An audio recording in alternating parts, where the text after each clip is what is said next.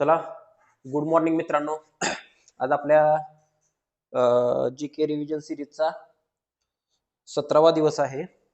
मित्रांनो मित्रांनो हे चॅनल सबस्क्राईब करा, तुमच्या मित्रांना सांगा सबस्क्राईब करायला, सगळ्यांना लिंक शेअर करा सहकार्य करा थोडं. कळलं?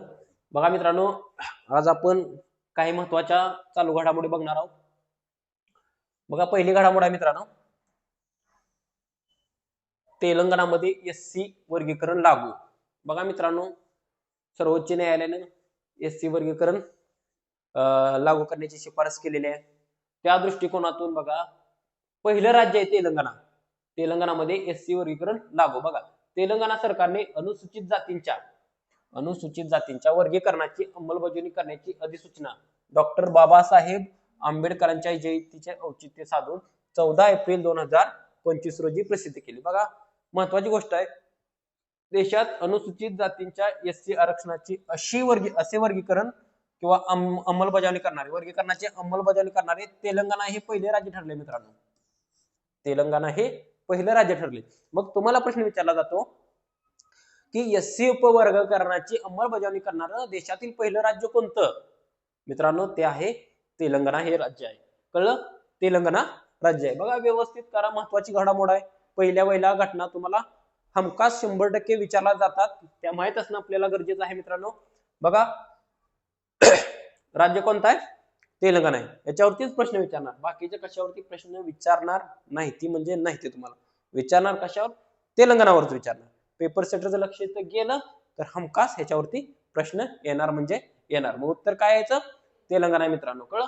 बघा, पुढची घडामोड महत्वाची. बघा मित्रांनो, 16वा वित्त आयोग. मित्रांनो, तुम्हाला पेपरला आयोगावरती एक प्रश्न असतो. कळलं? तुम्हाला पेपरला आयोगावरती एक प्रश्न असतो. मित्रांनो, हमखास एक प्रश्न असतो. वित्त आयोग असू द्या, निवडणूक आयोग असू द्या, किंवा अजून कुठला माहिती आयोग असू द्या, अशा म्हणजे एक 5-6 आयोग आहेत. त्या आयोगावरती तुम्हाला एक प्रश्न हमखास असतो. लोकसेवा आयोग असू द्या. कळलं? प्रश्न कसा विचारतात? निवडणूक आयोगाची स्थापना कोणत्या कलमांद्वारे आहे? परत लोकसेवा आयोगाच्या अध्यक्षांचे वयोमर्यादा काय आहे? याच्यावरती प्रश्न आहेत. मित्रांनो कळलं? मग बघा, 16वा वित्त आयोग. बघा मित्रांनो, हा आपल्यासाठी महत्वाचा काय आहे? तर 16वा वित्त आयोगाचे अध्यक्ष तुम्हाला विचारले जाऊ शकते. कळलं? 16व्या वित्त आयोगाचे अध्यक्ष तुम्हाला विचारले जाऊ शकते. मग बघा मित्रांनो, आयोगाबद्दल महत्वाची माहिती काय आहे? तर या आयोगाची स्थापना कधी केली? तर 31 डिसेंबर 2023. आणि वित्त आयोग हा महत्वाचा आयोग असतो देशाचा, एवढं ध्यानात ठेवा. कळलं?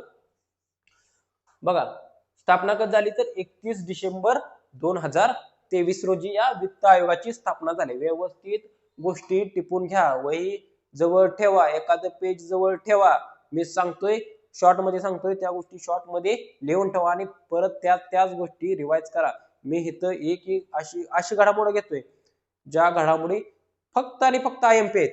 मी असं घेत नाही महाराष्ट्र राज्याचा मुख्यमंत्री कोण आहे, उपमुख्यमंत्री कोण आहे, हे असलं काय नाही. असलं तुम्हाला माहित आहे सगळ्यांना. हे असलं घेण्यात काय अर्थ नाही. तुम्हाला माहित आहे सगळ्यांना. घेतोय काय? तुम्हाला जे माहित नाही, जे पेपरला विचारणार ते घेतोय इथं. त्यामुळं व्यवस्थित लक्षात ठेवा, टिपून घ्या, व्यवस्थित नोट्स काढा या गोष्टीच्या. कळलं? बघा, 16 वित्त आयोगाच्या संबंधित काही महत्वाच्या घडामोडी. स्थापना कधी झाली? 31 डिसेंबर 2023. मग आता वित्त आयोगाशी संबंधित आहे. मित्रांनो, वित्त आयोगाची स्थापना कोण करतं? मित्रांनो, वित्त आयोगाची स्थापना राष्ट्रपती करतात. कोण करतं? वित्त आयोगाची स्थापना राष्ट्रपती करतात. कोण करतं? राष्ट्रपती. कोण करतं? राष्ट्रपती करतात. कळलं? बघा, वित्त आयोगाचं कलम कोणतं आहे? कलम 280 अंतर्गत. कलम 280 अंतर्गत वित्त आयोगाची स्थापना कोण करतं? तर राष्ट्रपती वित्त आयोगाची स्थापना करतात. कळलं? बघा पुढे मित्रांनो, 16व्या वित्त आयोगाचे अध्यक्ष.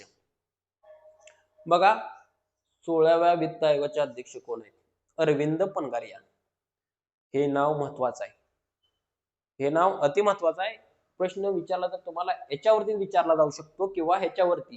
ह्या दोन्ही पलीकडे प्रश्न विचारला जात नाही. आणि तुम्हाला बाकीच्या जीकेच्या जर कॉन्टेस्टनं प्रश्न विचारायचा झाला तर कलम 280 वर, जीकेच्या कॉन्टेस्टनं प्रश्न विचारायचा झाला तर कलम 280 वर, परत म्हणलं तर राष्ट्रपतीवर, आणि जर करंट अफेअर्सच्या दृष्टीने प्रश्न विचारायचा झाला तर काय, तर कशाचं, 16 वित्त आयोगाचे अध्यक्ष कोण आहेत, अरविंद पनगारिया, आणि सचिव कोण आहेत, सचिव ऋत्विक रंजन पांडे. ह्या दोघांवरती तुम्हाला हमखास प्रश्न येतो. कळलं? 16 वित्त आयोगाचे अध्यक्ष आहेत अरविंद पनगारिया आणि 16व्या वित्त आयोगाचे सचिव आहेत ऋत्विक रंजन पांडे. मग मित्रांनो पुढे जाऊन अजून तुम्हाला प्रश्न विचारला जाऊ शकतो की आता लेटेस्ट झालेले 13, 14 आणि 15 आणि पहिला सुद्धा. मग पहिल्या वित्त आयोगाचे अध्यक्ष होते मित्रांनो केसी नियोगी. आणि पहिल्या वित्त आयोगाची स्थापना कधी झाली मित्रांनो, 1951. पहिल्या वित्त आयोगाची स्थापना झाली 1951. मग पुढे बघा मित्रांनो 13, 14, 15 बघा. 13 वित्त आयोगाचे अध्यक्ष कोण होते, विजय केळकर. महाग जाऊन तुम्हाला जर वित्त आयोगावर प्रश्न विचारायचा म्हणजे जरा अवघडातल्या अवघड विचारायचा आहे तर तुम्हाला मागचा जबाब प्रश्न विचारला जाऊ शकतो, मागच्या घडामोडीवर प्रश्न विचारला जाऊ शकतो. मग 13 वित्त आयोगाचे अध्यक्ष आहेत विजय केळकर. 14 वित्त आयोगाचे अध्यक्ष होते Y V Reddy, doctor Y V Reddy, वय नाही वाय व्ही रेड्डी. आणि 15 वित्त आयोगाचे अध्यक्ष आहेत मित्रांनो एन के सिंग. बघा मित्रांनो वित्त आयोग ही आपल्या देशातील महत्वाचं एक घटनात्मक बॉडी आहे, घटनात्मक आयोग आहे महत्वाचा. मग वित्त आयोगावर प्रश्न कशा प्रकारे विचारला जाऊ शकतो, तर वित्त आयोगाची स्थापना कोण करतं मित्रांनो, वित्त आयोगाची स्थापना करतात राष्ट्रपती.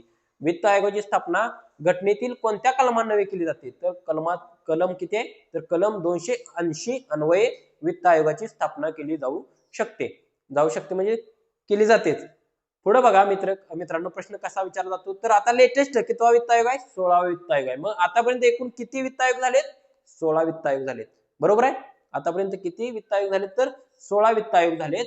आणि 16व्या वित्त आयोगाचे अध्यक्ष कोण आहेत, तर अरविंद पनगारिया आहेत. आणि 16व्या वित्त आयोगाचे सचिव कोण आहेत, तर ऋत्विक रंजन पांडे हे सचिव आहेत. बघा मित्रांनो हे झालं. मग दुसऱ्या कॉन्टेस्टने कसा प्रश्न विचारला जाऊ शकतो, तर पहिल्या वित्त आयोगाचे अध्यक्ष कोण होते, तर पहिल्या वित्त आयोगाचे अध्यक्ष होते केसी नियोगी. त्या दृष्टीने अजून आपले लेटेस्ट 14, 15, 16 हे सुद्धा बाकीचे वित्त आयोग माहित असले पाहिजेत, त्यांचे अध्यक्ष माहित असले पाहिजेत. तर मग बघा मित्रांनो 13व्या वित्त आयोगाचे अध्यक्ष होते केळकर, 14व्या वित्त आयोगाचे अध्यक्ष होते वाय व्ही रेड्डी आणि 15व्या वित्त आयोगाचे अध्यक्ष होते एन के सिंग. कळलं? व्यवस्थित माहिती ध्यानात ठेवा. आपल्याला वित्त आयोगावर प्रश्न ह्याच्या बाहेर मी सांगितलेल्या गोष्टीच्या म्हणजे मी सांगितलेली जेवढी थिअरी आहे त्याच्या बाहेर तुम्हाला वित्त आयोगावर प्रश्न विचारला जाणार नाही, म्हणजे नाही 100% गॅरंटी देऊन सांगतो. जर विचारला तर मला सांगा. बघा पुढची महत्वाची घडामोड मित्रांनो, बघा मानव विकास निर्देशांक HDI हा पण महत्वाचा निर्देशांक आहे मित्रांनो. कधी कधी एखाद्या निर्देशांकावर पण तुम्हाला प्रश्न असतो. मग आपलं काय काम आहे बाबा, जे आंतरराष्ट्रीय महत्वाचे निर्देशांक आहेत ते निर्देशांक पाठ करून ठेवणे आपलं काम आहे. मग बघा मित्रांनो मानव विकास निर्देशांक HDI काय, तर बघा ह्युमन डेव्हलपमेंट इंडेक्स. काय रे, ह्युमन डेव्हलपमेंट इंडेक्स, त्याला मानव विकास निर्देशांक म्हणतात. तर सध्या बघा भारताचा कितवा क्रमांक आहे रे मानव विकास निर्देशांकात HDI मध्ये भारताचा 2025 मध्ये भारताचा HDI मध्ये कितवा क्रमांक आहे, तर 130वा क्रमांक आहे मित्रांनो. तुम्हाला प्रश्न येणार कशावर, तर याच्यावरती येणार.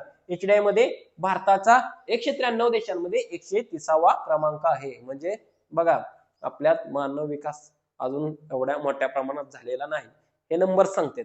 कळलं? बघा भारताच्या HDI किंमत किती आहे, तर 0.685 हे आपल्या भारताची HDI किंमत आहे. भारत मध्यम मानव विकास गटात मोडतो. बघा कोणत्या कॉन्टेस्टने ह्याच्यावर प्रश्न येतो, तर मानव विकास निर्देशांकात भारताचा कितवा क्रमांक आहे. उत्तर काय असेल मित्रांनो, 130. कळलं? महत्वाचा निर्देशांक आहे. बघा पुढची महत्वाची घडामोड, बघा मित्रांनो जागतिक उपासमार निर्देशांक. जागतिक उपासमार निर्देशांक बघा, हा पण महत्वाचा निर्देशांक आहे मित्रांनो. GHI global hunger index. Global hunger index बघा, जाहीर करणारी संस्था कोणती आहे तर कन्सर्न वर्ल्ड वाईड आयर्लंडची आणि वेल्थ हंगर हेल्प जर्मनीची.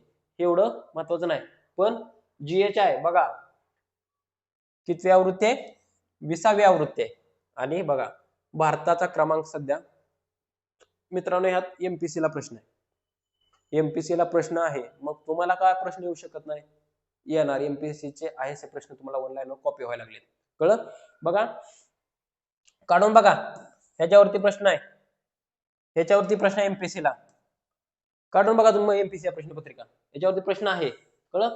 मग बघा मित्रांनो, आता तुम्हाला लेटेस्ट 2025 मध्ये भारताचा जागतिक उपासमार निर्देशांकात भारताचा क्रमांक कितवा आहे तर मित्रांनो, कितवा आहे, 100 कितवा आहे, 102 वा आहे मित्रांनो. मग 2024 मध्ये 105 वा होता, 2023 मध्ये 111 वा होता आणि 2022 मध्ये 107 वा होता. कळलं? मग भारताचा समावेश गंभीर उपासमार श्रेणीत होतो. बघा गंभीर उपासमार. कळलं? 102 वा, 102 व्यवस्थित ध्यानात ठेवा. कळलं? आणि काय जागतिक उपासमार निर्देशांक, नाहीतर 102 ध्यानात ठेवचाल आणि तिकडे HDI ला घुसवता. नाही, तसं नाही करू नका. जागतिक उपासमार निर्देशांक आहे ना, तो ध्यानात ठेवा व्यवस्थित. निर्देशांक कोणता आहे तोही माहित असणं गरजेचं आहे. कळलं? पुढे बघा मित्रांनो, बघा स्वच्छ सर्वेक्षण.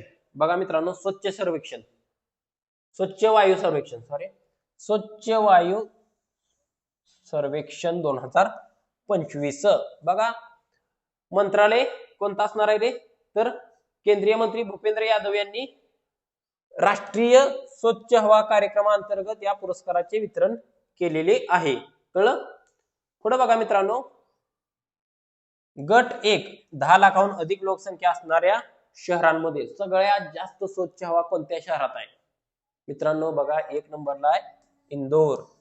इंदोर मध्य प्रदेश. सगळ्यात 1 नंबरला कोणता आहे? इंदोर मध्य प्रदेश. आणि मित्रांनो पुढे बघा अमरावती महाराष्ट्र. हेही महत्वाचं आहे.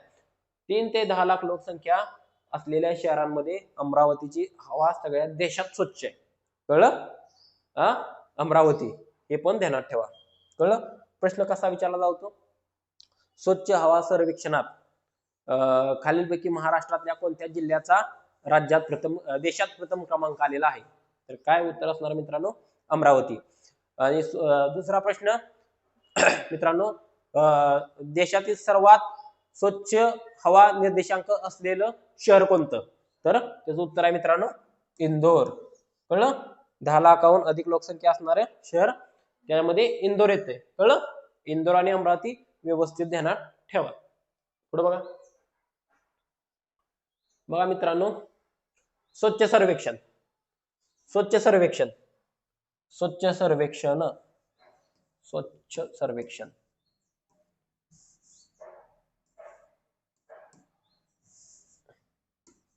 स्वच्छ सर्वेक्षण.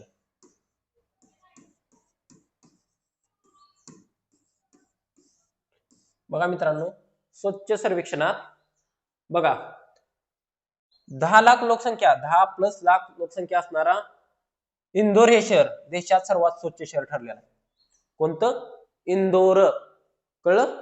इंदोर हे शहर मध्य प्रदेशमध्ये आहे आणि हवेत पण इंदोरच आहे आणि स्वच्छ शहरात पण इंदोरच आहे मित्रांनो. इंदोर हे शहर सुपर स्वच्छ लीग श्रेणीमध्ये, बरं का, सुपर स्वच्छ लीग श्रेणीमध्ये देशात प्रथम कोणता आहे? इंदोर. ही पहिल्यांदाच श्रेणी मांडलेली आहे, सुपर स्वच्छ लीग श्रेणी. अगोदर असं नव्हतं, अगोदर डायरेक्ट शहर होती. कळलं का? मग आता श्रेण्या वेगवेगळ्या आहेत. बघा 10 लाख प्लस लोकसंख्या असलेलं इंदोर हे 10 लाख प्लस श्रेणीत इंदोर हे देशात सर्वात स्वच्छ शहर आहे. स्वच्छ वायू पण इंदोर मध्येच आहे आणि स्वच्छ शहर स्वच्छ पण इंदोरच आहे. एवढं ध्यानात ठेवा. कळलं? बघा पुढं बाकीचं आपल्यासाठी महत्वाचं बघा, 20,000 ते 50,000 लोकसंख्या असलेल्या कॅटेगरीमध्ये विटा हे सर्वात स्वच्छ शहर आहे देशात. विटा सांगलीचं. आणि 20,000 पेक्षा कमी लोकसंख्या असलेल्या कॅटेगरीत 5 गणी हे देशात सगळ्यात स्वच्छ आहे. कळलं? 5 गणी साताऱ्यात आहे आणि विटा सांगलीत आहे. पण महत्वाचं काय तर इंदोर व्यवस्थित ध्यानात ठेवा मित्रांनो. कळलं? आणि थोडं पुढे बघा, स्वच्छ शहर श्रेणी, सर्वात स्वच्छ शहर आणि सुपर स्वच्छ शहर म्हणलं तर इंदोर आणि सर्वात स्वच्छ शहर म्हणलं तर अहमदाबाद. कळलं? ही पण श्रेणी व्यवस्थित ध्यानात ठेवा. सुपर स्वच्छ लीग श्रेणी, सुपर स्वच्छ आणि सर्वात स्वच्छ हा काय तर अहमदाबाद आहे. आणि बघा 3 ते 10 लाख लोकसंख्या असलेल्या शहरामध्ये मीरा भाईंदर आहे. काय? मीरा भाईंदर. मग ज्यांनी मीरा भाईंदरला फॉर्म भरलाय त्यांना मीरा भाईंदर माहित असणं गरजेचंच आहे. कळलं का? ज्यांनी मीरा भाईंदरला फॉर्म भरलाय त्यांना ही गोष्ट माहित असणं गरजेचंच आहे. ज्यांनी कुठं सांगलीत भरलाय त्यांना विटा माहित असणं गरजेचं आहे. ज्यांनी साताऱ्यात भरलाय त्यांना सातारा माहित असणं गरजेचं आहे. आणि दुसऱ्या कॉन्टेस्ट म्हणलं तर देशातलं सर्वात स्वच्छ म्हणलं तर हे पण माहित असणं, इंदोर आणि अहमदाबाद पण माहित असणं गरजेचं आहे मित्रांनो. कळलं? बघा ह्या गोष्टी महत्वाच्या त्या. स्वच्छ सर्वेक्षण, स्वच्छ हवा सर्वेक्षण, हे सर्वेक्षण पण आपल्या देशातली महत्वाची सर्वेक्षण असल्यामुळं मित्रांनो ह्याच्यावरती प्रश्न येतात. कळलं? ह्याच्यावरती प्रश्न येतात, दुर्लक्ष करू नका. कळलं का? आपल्या इथं कुठलाच फालतू फापट पसारा आपण देत नाही. आपण देतो आणि देतो फक्त आणि फक्त IMP डाटा देतो मित्रांनो. व्यवस्थित ध्यानात ठेवा. कळलं? पुढे बघा, जागतिक हवा गुणवत्ता अहवाल. बघा आता जागतिक हवा गुणवत्ता अहवाल जाहीर करणारी संस्था IQAir. मित्रांनो ह्या जाहीर करणाऱ्या संस्थेवर तुम्हाला प्रश्न विचारला जाऊ शकतो आंतरराष्ट्रीय घडामोडीच्या कॉन्टेस्टनं. कळलं? आंतरराष्ट्रीय घडामोडीच्या कॉन्टेस्टनं जागतिक हवा गुणवत्ता अहवाल खालीलपैकी कोणती संस्था जाहीर करते? तर मित्रांनो जाहीर करणारी संस्था आहे IQAir. कळलं? IQAir आहे असं ध्यानात ठेवायचं. IQAir काय वेगळं काय लक्षात ठेवायचं का? क्यू ध्यानात राहिला तर तुमचं उत्तर निघेल तिथं. समजलं का? हा समजलं का? आवृत्ती वगैरे काय कितवी आवृत्ती आहे बरं जाऊ द्या. बघा या अहवालात सर्वात धोकादायक प्रदूषकांपैकी एक असलेल्या PM2.5 या सूक्ष्म कणांच्या सान्द्रतेचा विचार करण्यात आला होता. बघा आता महत्वाचं काय विचारते प्रश्न कशावर आहे बघा. सर्वात प्रदूषित देश आहे मित्रांनो चाड. सर्वात प्रदूषित देश आहे चाड. कळलं? चाड. सर्वात प्रदूषित देशात भारत 5वा आहे मित्रांनो. कितव्या क्रमांकावर आहे भारत? 5व्या क्रमांकावर आहे. बघा सर्वात प्रदूषित शहर बर्निहाट. आणि ते कोणत्या देशातलं आहे बघा? कोणत्या देशातलं आहे? भारतातलं आहे रे. बघा सर्वात प्रदूषित शहर पण भारतातलंच आहे, ते आसाम राज्यातलं आहे. सर्वात प्रदूषित राजधानी ती पण भारताचीच आहे, दिल्ली. भारतातलं शहर आहे. बघा सर्वात प्रदूषित शहर बर्निहाट आसाम, सर्वात प्रदूषित राजधानी दिल्ली, तेही भारतातलीच आहे, भारताची राजधानी आहे. बघा या अंतर्गत मित्रांनो जगातलं सर्वात स्वच्छ हवा असणारं शहर कोणतं आहे? बघा जगातलं सर्वात स्वच्छ हवा असणारं शहर मित्रांनो मायागेझ मित्रांनो ध्यानात ठेवा. आंतरराष्ट्रीय घडामोडीच्या दृष्टिकोनातून तुम्हाला प्रश्न ह्याच्यावरती विचारला जाऊ शकतो. काय? मायागेझ प्युर्टो